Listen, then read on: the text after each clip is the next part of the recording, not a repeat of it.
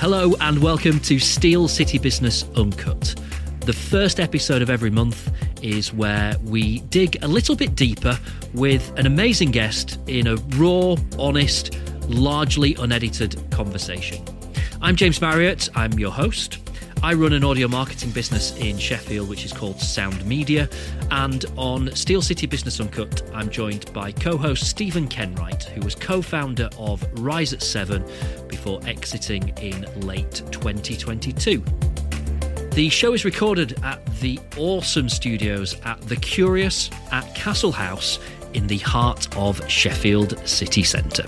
Right, let's do it. Welcome to Steel City Business Uncut. I'm James. Stephen is back with us. Hello. Hello. And our guest today, well, introduce yourself. Jonty Ward from Reach Technology Group. It's officially the first time I've ever done a podcast with a Jonty. Possibly my favourite name in the world. I think it's brilliant. Tell us a bit more about your business then and what you do. Yeah, so Reach Technology Group is extremely new. So we've got Reach Studios, which is a software development agency. Started around 2010. Myself, Drew, our MD, Tom, our tech director, all started off together around a dining room table building brochure websites once upon a time, and we've evolved that into building quite sophisticated software for large companies at this point. And then we've got a SaaS product, which is Envisionsoft, which we're currently scaling across UK, Europe, and taking into America this year, which solves problems in the training and learning development space for manufacturing, warehousing, distribution portfolios, really. How long have you been going? Envisionsoft. I mean, just generally, would you call it a group now? Is it a group? I think we announced it last month, but it's been in the works for the last 18 months or so, just trying to get everything established, like we say, with the SaaS product, the software agency, and just aligning those things under an umbrella that it's easy for people to understand that we represent both, and we've got a team of developers under the agency front that build out that roadmap and are working on those products for people every day. There were two kind of leading reasons as to why I was quite keen to get you onto the podcast. Firstly, so we met each other for the first time in real life last month, although we'd been chatting on LinkedIn. I think we'd done a Zoom call probably a couple of years ago. I mean, time just absolutely flies. But we met at kind of like a marketing event and had a really interesting conversation. If we had a kind of like a feature on this podcast of what's your unpopular opinion, I think I would have classed yours just as marketing, because you had a few kind of slightly, I don't know if it quite goes as far as controversial, but not afraid to have an opinion about marketing things. So I think there's some interesting things for us to probe.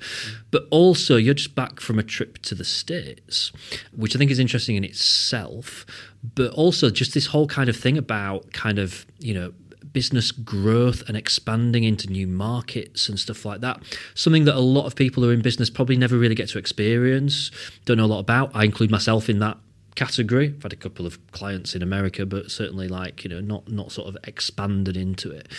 For me, outside looking in, think that must be a really exciting time for any business, but also must come with a lot of challenges. And I thought that's an interesting thing for us to explore. Stephen, you kind of went through it with Rise, moving into new markets, the US included in that. So Jonty, tell us a bit about your trip stateside. Yeah, so Envisionsoft is the purpose that we were out there. As a SaaS model, it's established now in the UK. It's going really well over here. Took it into Europe either last year or late the year before. So we've got a strong working model. We understand that it works here.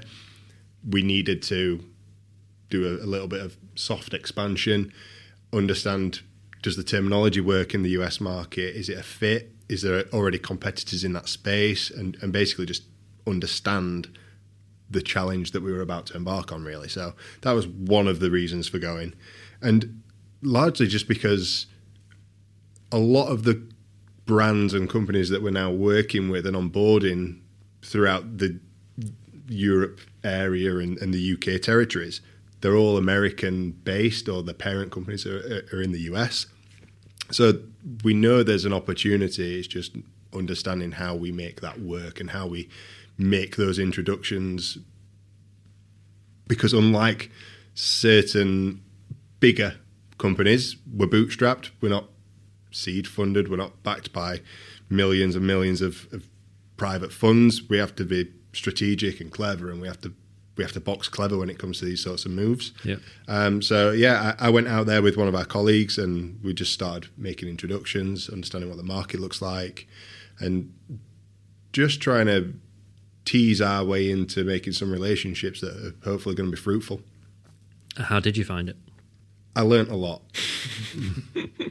In the UK, we have a way of communicating. You do business and it's quite standoffish and everyone's really polite. Right. The American way of doing business is attack, and they stand by that. They're really forward. Everything's about networking. Here's my card. Give me your card. It's foreign in the weirdest way, because you're in a room of people that look like you, and you would assume that it's the same basic understanding. It's not. They are so regimented in the way that they do business. So if I went into a room and was talking about like, oh, we do referrals and we do kickback, and no, they don't want that. They want, well, I'll do you these introductions, but you have to sell my product. It's similar in terms of scratch my back, I'll scratch yours, but they're not just looking for that referral network and that reseller framework necessarily. It's, there's a lot to kind of get your head around, and that's just in like the sales side of things. Never mind the legal, a lawyer for this, a lawyer for that, and literally like 10 lawyers to do the job of just getting yourself over there is crazy. Obviously not been back for too long, so I don't know how much time you've had. And I know you were ill as well when you got back. Yeah. So I don't know how much time you've had to really kind of sit down and sort of compute it all. But do you feel more positive or less positive about it after going and having those initial conversations? More so. With knowledge comes understanding, and it's easy to kind of sit back and go, I'm going to tackle America. You have to go, you have to learn, you have to understand, and then you have to build that strategy. You can't just rock up and be the guy with the weird accent in a huge... Like, we literally had no idea what we were walking into. And we needed to start peeling back the layers and understanding what word do they use to refer to this specific niche term that's popular in the UK or in Europe, and how do we reconfigure our software so that that's relevant to them, and just becoming educated. It's really, I think there's this whole flash idea of like, oh, you build a company and you know it all. It's humbling when you step out there and it's like, no idea who you are, no idea what you're peddling, but let's have a look. And some of the stark reality is there's work to do, and that's the best thing you can take away, is that yes, it can work, but it's not perfect right now. And that's one of the things that we're now putting into action, is making that happen. It might be an irrelevance, but do they? Is there even the slightest bit of caring there about the idea that you're a British-based business that's not in London? Not only are you in London, like you're based at Hillsborough Barracks in Sheffield, not even the centre of Sheffield, like kind of out a little bit on a limb in a really quirky literally old barracks. In my head, I'm thinking once you get to the States, that they just assume that everything comes from London. But then at the flip side, like, the UK is so small. In American terms, we are close to London. It's like, did anyone pick up on the fact that you were like from the north? No, they assume that London is the UK. Yeah. So when I introduce myself and they're like, "Oh, London," it's like, no, north. And then like, oh, how far is that on a train? And you're like, oh, 2 hours. To them, they're like, that's London. That's not even one end of Florida to the other, is it? It's not even close to it. So, that kind of thing. Stephen, how did you find then the whole sort of American adventure? I think like that point around London, like they don't care. It's quite nonchalant about like, well, I'm going to be in London in 3 months' time, so I fully expect that you're going to make the trip down there to see me while I'm there. And like, you know what? We do that for British clients, so it's kind of fine. It's not really not really a difficulty. It's kind of a little bit in our heads, the north-south divide when it comes to digital particularly. And, you have these other disciplines, these other channels like advertising and PR, where it's more of a real thing. A lot of the talent is down in London historically, and that's where a lot of the cooler agencies tend to be. But digital's different. It's entirely a discipline that can be done in your parents' basement, and your parents might not live in London, they might live in Scotland, so it doesn't matter. I think we had different reasons for expanding internationally, both to Europe and the US. And for the US, it was mandated by British clients that we were working with. So the likes of Boohoo Group, which was our biggest client at the time, and a few others, engaged us to do both their UK and US digital marketing, particularly PR, but some of the other bits as well. And they really demanded boots on the ground in the US, right? They've gone out on a limb and really kind of vouched for us that we can do this work. And they're getting pressure from their organizations because America is a big priority. It's a big market. Everyone wants to go and crack America, right? And they're getting pressure. Why have you chosen a British agency rather than choosing a US agency? So we were being forced out there by those companies. Europe was a little bit different. We had one particular European client, Edward at Raisin, who was a wonderful client, one of my favorite clients of all time, who we'd been working with their UK brand, but working with him specifically in Berlin. He's like, what you're doing in the UK, I want that over here, but I can't get it. Would you come and do it for us here? And we basically brokered a deal where we expanded into Germany and the Netherlands and Spain on behalf of Raisin. But it was very much like, so we're clear, we don't have these people right now and we need to find a way of getting those people. And so it's going to take a little bit of time to do that. And that was, he was very understanding and the whole organization very patient. So that's a big difference between American organizations and, say, German or European organizations. There's a lot more patience in Germany than there is in America, right? They are, we need you out here next week. Come now, There's a lot more demands and everything's a lot more fast and free-flowing. The budgets are bigger. They're much more willing to give them out. There's not as much convincing. There's not as much... I'm not going to say not as much of a business case, but there is a lot less difficulty convincing Americans to part with cash than there is, especially Germans, right? But UK specifically. Maybe this is a good thing from being from Yorkshire as well, right? We don't part with cash, so we kind of know that way of doing things a little bit different. In our blood, isn't it? Yeah. How much? How much? Yeah, I think you've nailed it there. Like, the American way of working is like, okay, let's start Monday. Mm-hmm. But it's like, okay, that's new. And as quick as they start Monday, they fire you Tuesday. Mm-hmm. It's like you either agree to start that date or the deal's off. And it's that quick, it's that fast flowing that you really need to be ready to mobilize yourself in their eyes. And I think that's one of the things that you kind of understand it from the whole American like TV film thing. They demonstrate quite strongly, you're fired, no contract in place. Like, that's reality. That's just the way that they run. Whereas for better or for worse, it's different in the UK. And that's the thing. It's not that one's particularly right or wrong. It's just different. And you need to be able to adapt how you run your business depending on who you're bringing it with and for and partnering with. And that's probably one of the bigger challenges and bigger opportunities, like you say, is the budget is there. They're willing to invest. They're willing to get involved with new technology and things that they can see a huge benefit from. But if you don't get it right, you're gone within a week of being in that conversation. That it's that simple for them. Yeah. I think we also kind of like talk about the US or talk about America as if it's just a massive land or something. Like, and the UK kind of is. Like, you can work with people up and down the UK pretty easily. America is huge. Like, getting across the scale of just how big that place is. But it's not just about distance.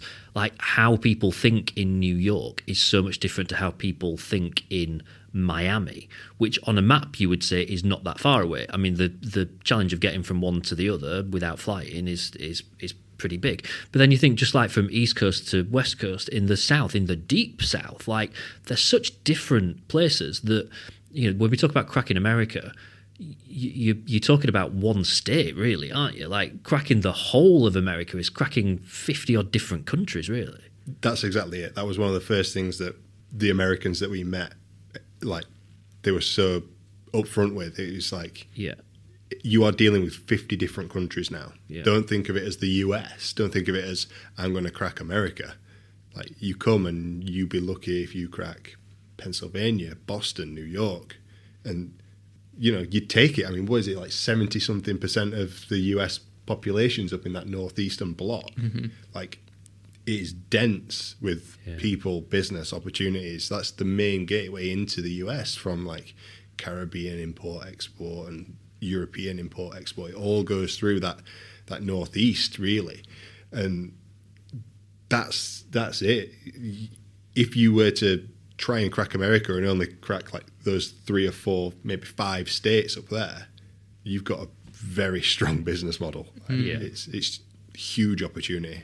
There's a lot of good reasons, like operationally, to do that as well, because, you know, especially with something like digital, where there is an element, or marketing more broadly, right? There's an element of understanding people and the native differences that they have. And like you said, you know, Ohio and Tennessee are poles apart, even though they're not really that far apart. When you go into one of the really big metropolitan areas like Boston or New York or even Miami, you're much more likely to find someone who's come from Ohio and someone who's come from here and someone who's come from there. And you could potentially build a business in a single location full of native people who kind of get some of the differences, even if, you know, you're not going to get 50 different states, but, you know, there are similarities across the Midwest, the Northeast, like you said, California and some of the surrounding areas as well. Like, there are similarities there. It's very difficult if you're you've got a person in New York and now you're going to go and get a person in LA.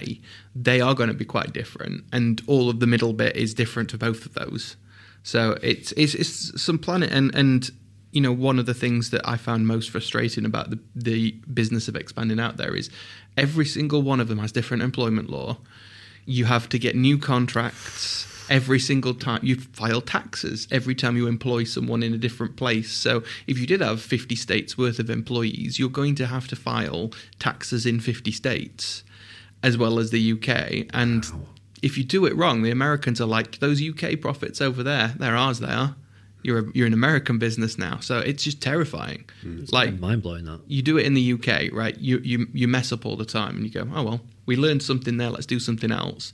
In America, that's 50 grand. You get bills for everything. Yeah. It's crazy. You know, they recommend you establish in a state like Delaware, for example. But then you start trading out of a different state because that's where your target market is, for example. So in our case, we're focusing on Pennsylvania, huge in the like logistics, import, export. It's got huge ports, airports. So we're establishing in one state, trading out of another.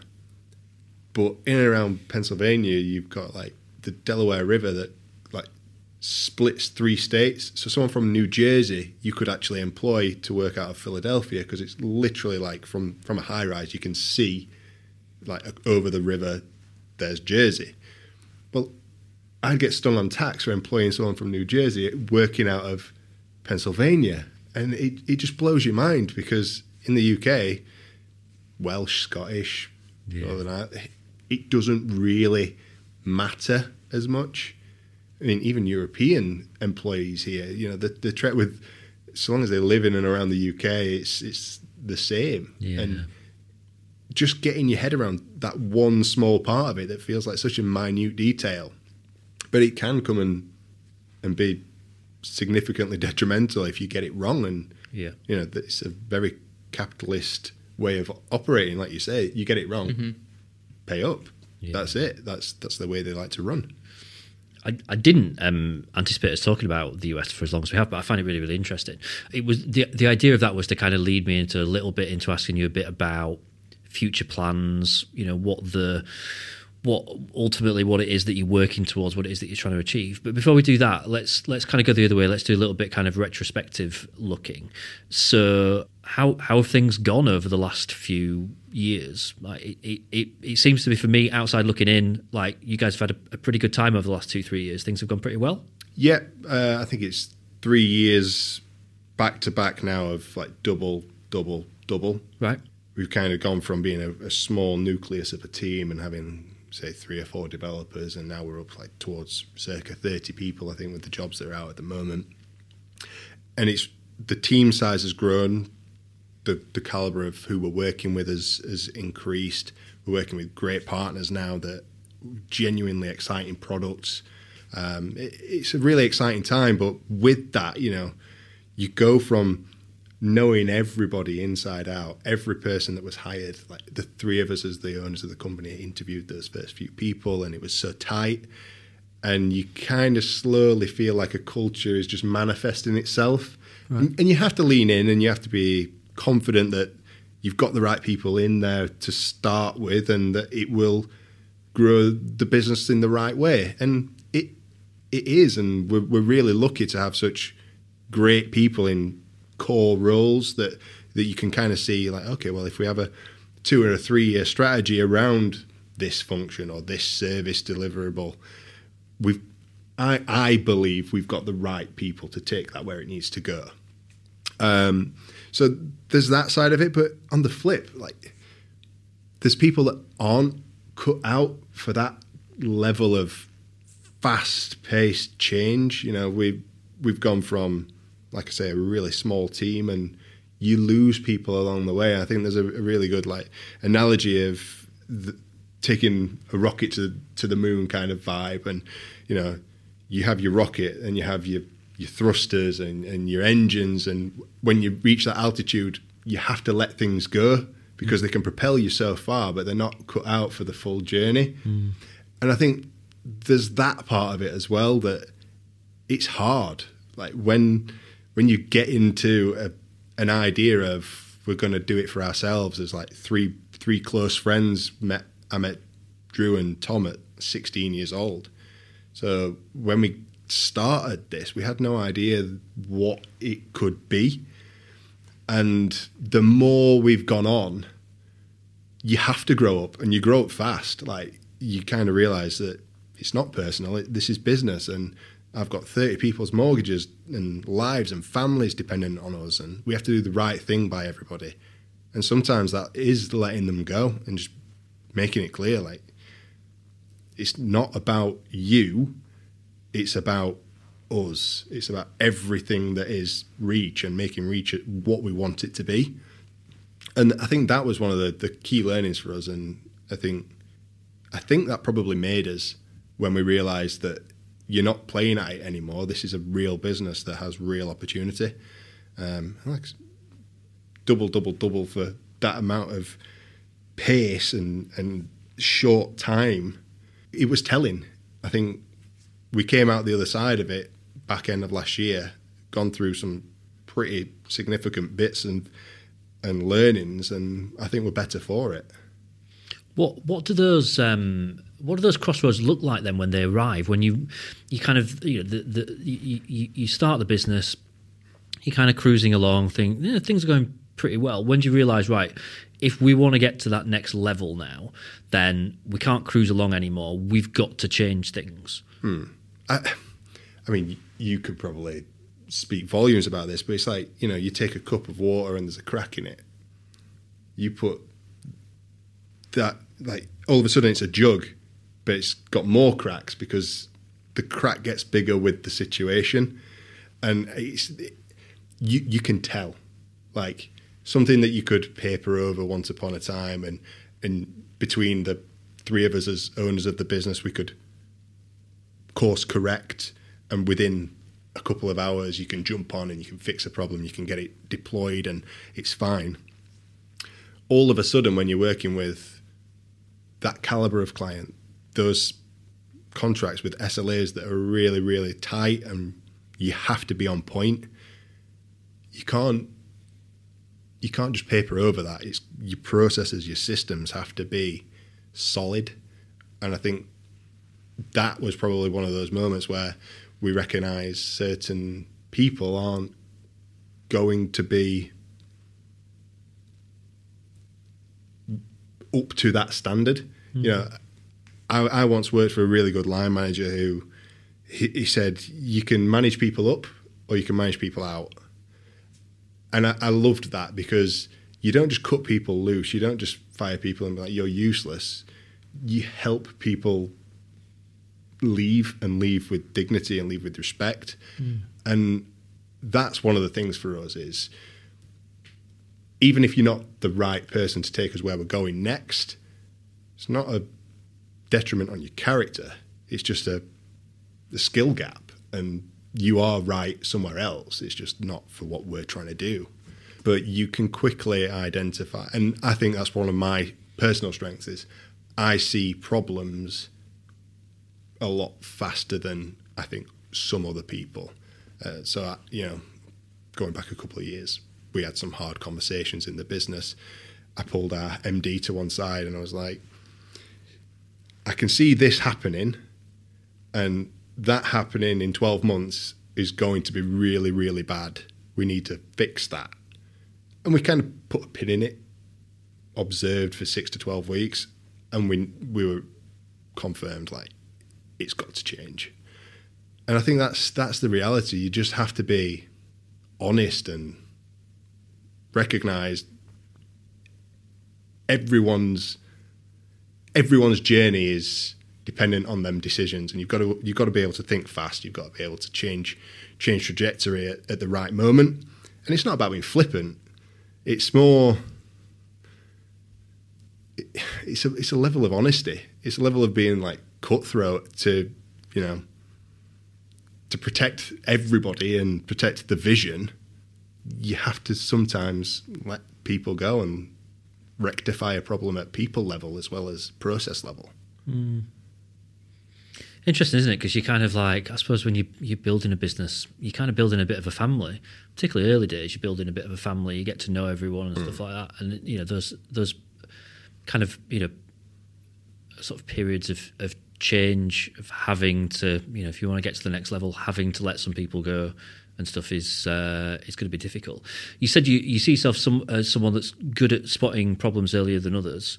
I don't know if you can answer this or not, but if you were to do that in terms of where you are now with the business, what do you think is the next hurdle that you've got, the next crossroads that you've got? I'm not saying who are you going to fire next, but No. what are you sort of seeing is just starting to creep onto your sort of horizon now? I mean, we're going through it at the minute. I can't answer that in detail, but we've identified things. We do it every week. As a nucleus, as a directorship, you can't be ships in the night. We have to have that communication constantly.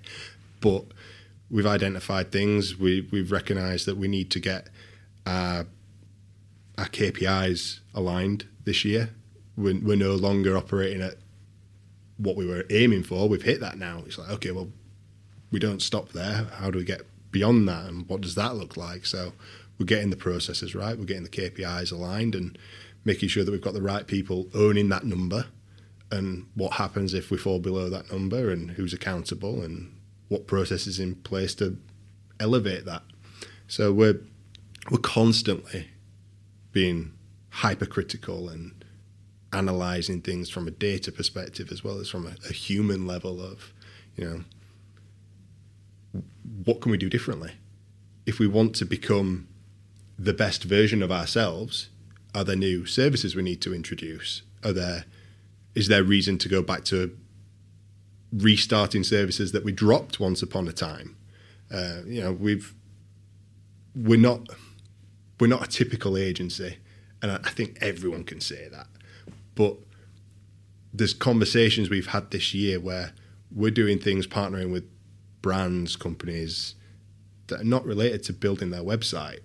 It's about the reputation and just the elevation of Sheffield and how we can make that partnership something that benefits us, because ultimately we want to be working with the best. We want to be working with the biggest brands possible. And you need to get into their line of sight. So how do we do that? And making those partnerships happen. And that's probably one of the differences for us is we see opportunities and we act on them. I'm not a believer in writing something down, waiting 3 weeks and then booking a meeting to kind of talk it through. It's like if we see something and it's there for the taking, we go, we execute it, and if it doesn't come off, you lose nothing. Like it's all about just being confident in what you can do and trying to do things that other people daren't. Okay. Stephen's been uncharacteristically quiet for a little while. What's in your mind? I think a lot of it comes down to the bandwidth of the people who are going to lead the charge on those particular things, right? Because there's only so many hours in a day, and there's only so many initiatives that a single person or even a group of people can hold on to at the same time. So I think one thing that I'd totally agree with, like, you've got to cut loose those initiatives that aren't working, right? When you try something out, or even one of those like services that you had in the early days that isn't competing with the rest of your services in the way that it should do anymore, you've got to move on, because that gives you the opportunity to then go and do something else.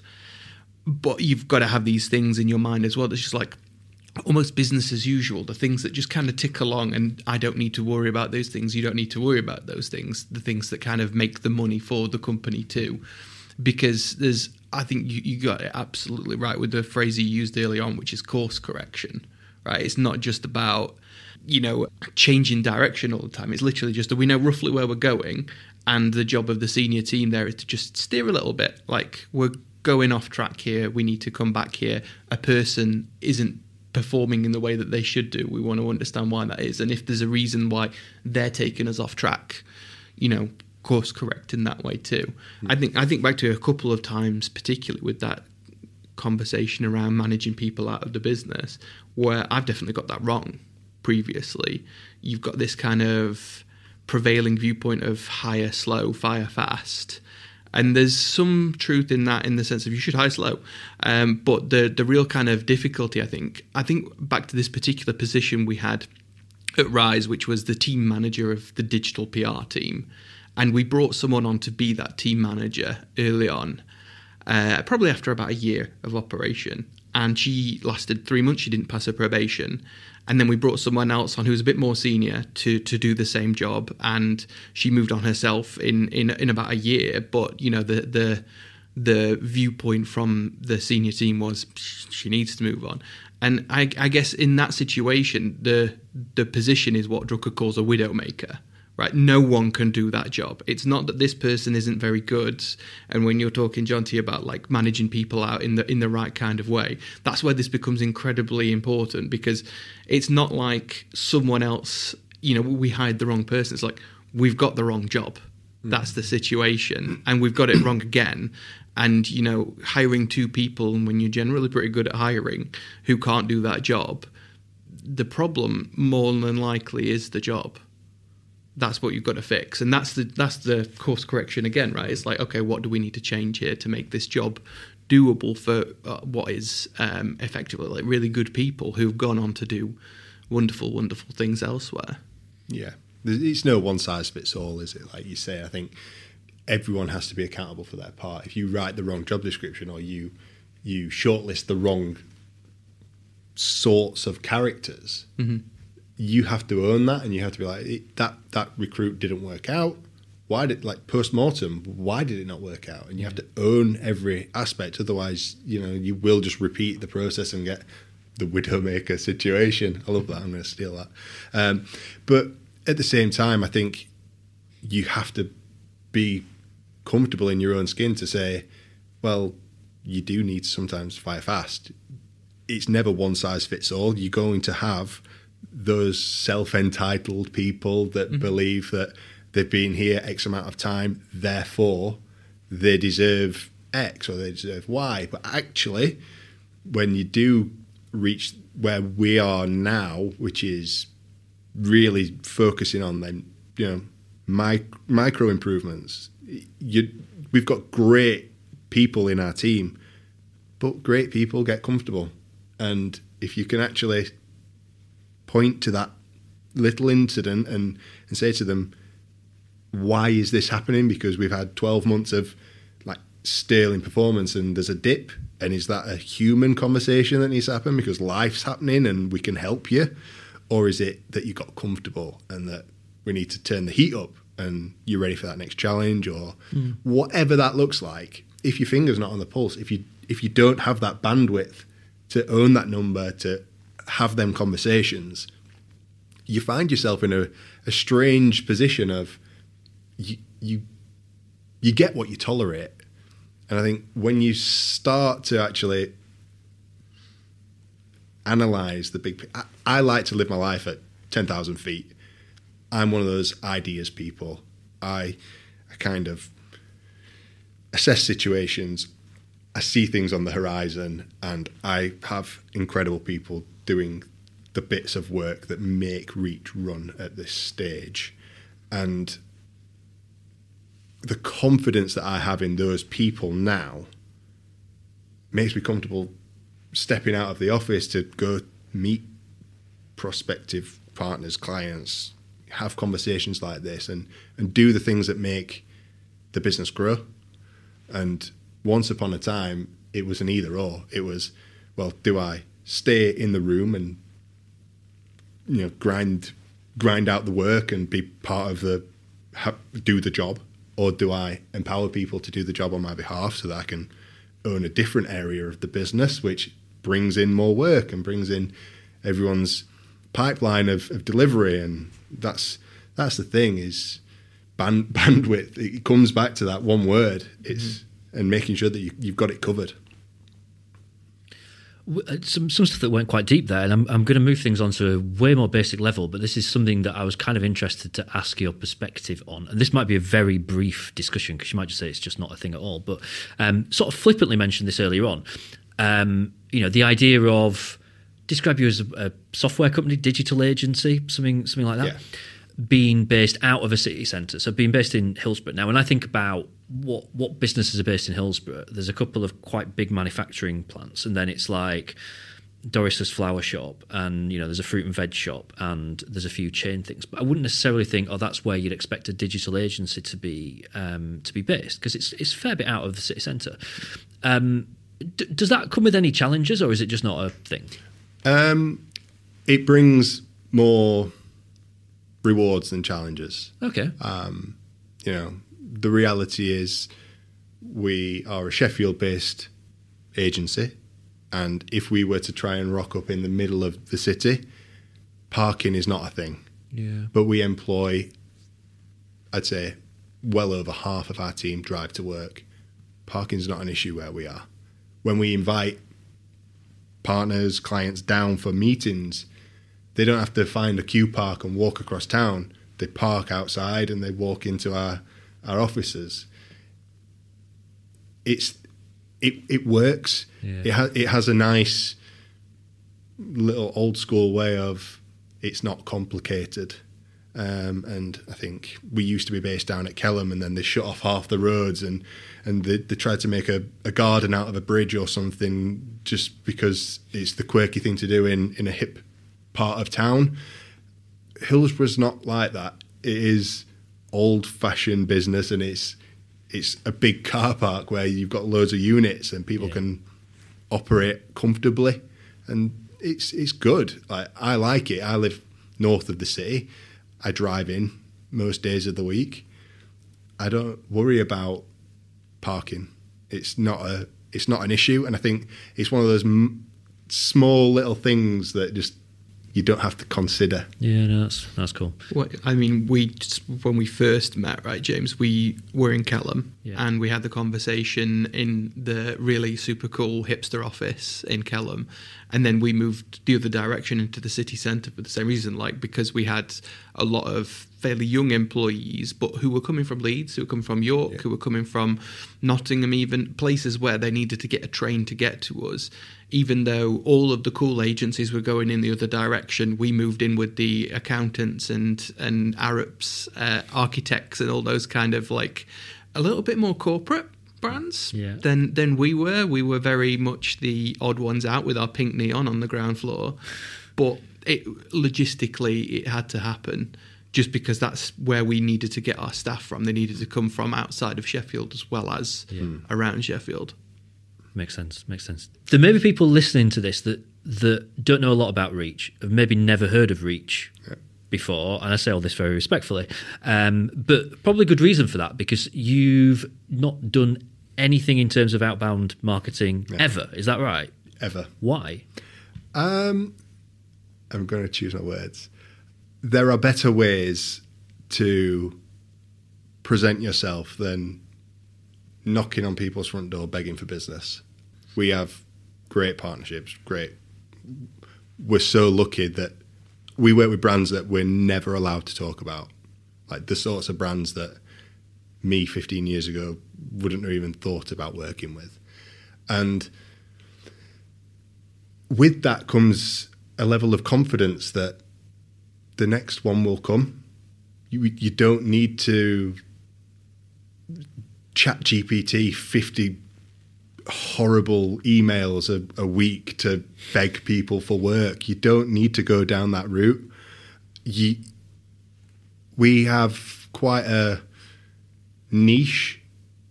I think every man and his dog at one point in time was a one-stop shop digital agency that did SEO, PPC, brand marketing, blah, blah, blah. And then they did web development on the side, and none of them employed a web developer. And we went the other way. We looked at the situation and we started employing developers, and we started fixing the complex problem that other people couldn't. And that's kind of where our growth over those years came from, and that's where our confidence has come from, is if people want to work with a one-stop shop, that's fine. But if you want an electrician to fix your electrics or a plumber to fix your plumbing, we are that equivalent for the code base, the complexities of making stuff that works. And that's kind of it for us. People who have a specific problem will come across us. And it's not to say that it's not on our agenda and that we don't have plans. You can never get complacent. You can never get comfortable. We might one day spring into action with the outbound or with the PPC or whatever that looks like, maybe. But for right now, it's just one of those humble brags of we've not had to do it. And I quite like that, because the people that do are really cringy. You didn't do a lot of it, did you? No. I mean, it depends how you define marketing, right? Because you're talking about positioning, which is a crucial part of marketing, and it doesn't matter how big you are, you've got to do that stuff. Like when you're talking about being a full service agency, to be a full service agency, you need to have 1,000 people or it's suicide. Like if you are a 50-person agency, a 20-person agency in 2024, and you describe yourself as full service, you might not last the next couple of years, right? It's just not possible to do that anymore. With scale, if you're a network, if you're Mediacom, if you're whatever, in fact, Mediacom no longer with us, but Essence Mediacom or Dentsu or whatever, one of these massive networks, you can do full service. 30 people can't, 100 people can't, 200 people can't do full service. So you've got to pick a position. It's absolutely crucial. When it comes to the outbound stuff, I mean, depends what your class is outbound. Rise business was largely referral, but a lot of it social. I can think of 2 outbound pieces of work we ever really did, which was just brands we thought, you look like a bit of us. It was Klarna and Lounge Underwear. And we dropped, initially actually Lounge came to us and it didn't really work out. And we dropped them an email and said, look, you are Rise's spirit animal, right? You look like us, we look like you. There's a reason for that. It's because we're destined to be together. So what can we do to make something work? And Klarna, very similar. Like you are absolutely us, right? So how are we going to do something here? But I don't think it's necessarily a good move. If you have to just chat GPT 50 emails a week to try and get some business in, your position is probably the problem, right? That kind of initial, who are we for, who are we not for, which is the real important part. We don't work with these kinds of brands. We don't work on this kind of work. We do these things and we're really good at it. That makes everything else a million times easier. And it's exactly what you said, John. He's like, that's what gives you the confidence to be able to say, you know, we're really good at what we do because we can tell you what we do. We can't just go, we can do everything for anyone who will pay us some money. Yeah, that's it. You only have to go on an agency website, and if they do everything from web design through to PPC through to video production, and everything within that scope of anything for money, we realised we did not want to be that a long time ago. And that's where we doubled down, and our recruitment was all around delivering products. We build things. That's what we do. If you need SEO, we recommend an SEO agency. If you need PPC, there's a PPC guy for that. If you need brand development, we'll find you the best for brand. And that's what we try and be, a partner as opposed to client focused, because we like the idea of bringing the right people in to do the right job. And that's a large part of it, is the positioning and how you've got to understand what you're good at. Once you've got that down, I think it starts to manifest itself. Makes sense. So what are your thoughts on things like SEO and PPC? Because this is, I'm harking back to the conversation that we had at that event, which is well over a month ago now. But you were, how can I phrase it? I mean, I don't necessarily want to say dismissive, but you know, you certainly had some kind of, I would say, slightly off-script views on that, and just kind of saying there's just a lot of people that are just doing the same boring stuff. You know, paraphrasing. Do you stand by? Is that still what you think? What do you think about those areas? I think it's such a saturated market, and if you run a business and you are looking for SEO, come and talk to me, because I'm not selling SEO, but I will tell you who to go to, because I've seen enough of it, and I've seen so many people do it badly, and I will point you in the direction of someone who will do it right.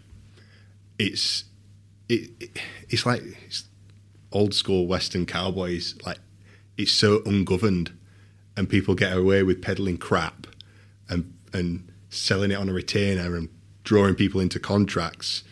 And there are people who are really good at it. It is a legitimate business that makes businesses successful. I'm not dismissing SEO as a service. What I'm saying is, be careful who you commission or employ to do your SEO, because 99% of the time you're probably not aware of just how bad some of them may be. Okay, very carefully phrased. On the last episode, Stephen, you proclaimed the death of digital PR. I'm paraphrasing slightly. Give us a controversial input into this. So if you think about SEO as being sales activation, which I think it is really, and brand building activity, things like TV and, you know, advertising, more broadly, what PR, things that are going to get a brand out there. Sales activation only works if there are sales to activate. If people know who you are and you've advertised to the point that there's those mental associations people have with your brand, you can then capture that demand with SEO, PPC, etc. I think a lot of businesses go wrong by starting with SEO, and you can do that 15 years ago. Brands like Money Supermarket building the entire huge businesses, Money Saving Expert and those kind of more expertise-led brands like that, building huge businesses off the back of SEO. It's not 2008 anymore. It's quite hard to do that. And even then, they had massive budgets to do it. So it's not the first thing that I would reach for.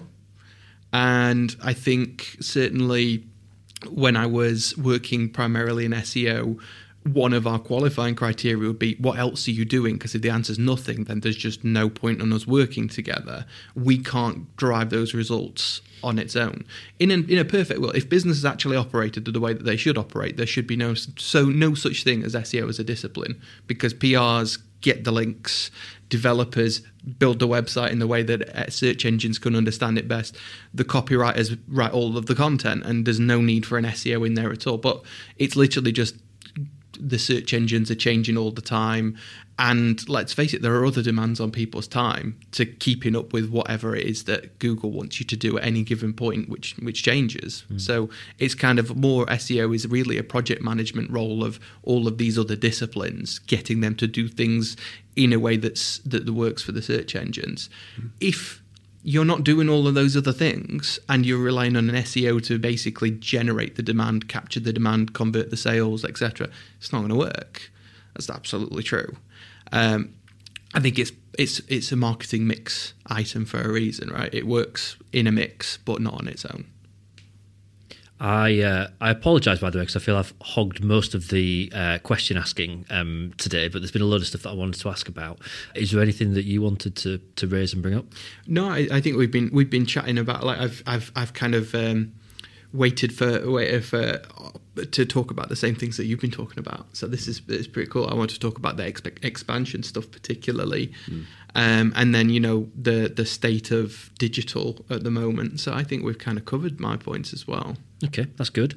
We always ask people about if there's anything they're particularly passionate about that they've never really talked about on a public forum before. Have you got anything that fits into that category that you want to table?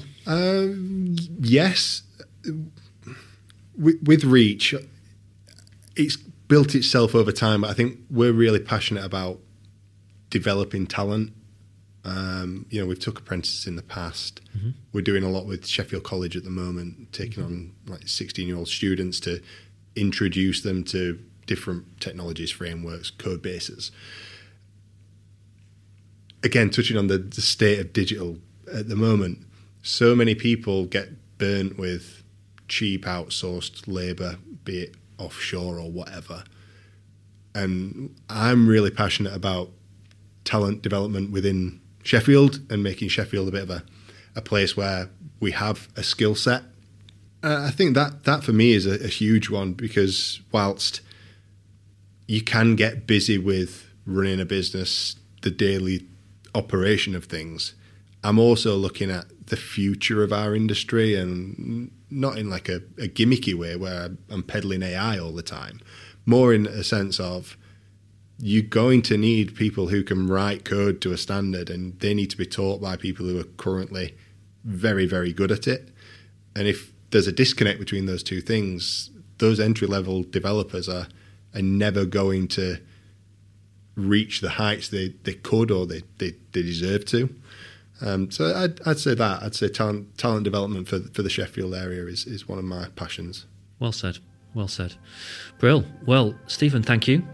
Jonty, thank you. It's been a real pleasure to chat. I look forward to hearing more about your future American adventures when they come around. Thank you very much. Thanks very much for listening to this episode of Steel City Business. It's been really lovely to have you with us. Now, you know how this works. If you've enjoyed it and you want in on future episodes, then just follow us on your podcast app or on YouTube. The show is very active on LinkedIn. Just search for Steel City Business and come and connect with me as well while you're at it. Big thank you to The Curious for helping make this podcast happen. There's loads more about the show at steelcity.business, and you can get in touch by emailing James at steelcity.business. And hey, if you're in business in Sheffield, then, well, why not put yourself forward as a guest for a future episode? And of course, we're always open for a good chat about how audio marketing could work for your brand. Until next time, thanks for listening.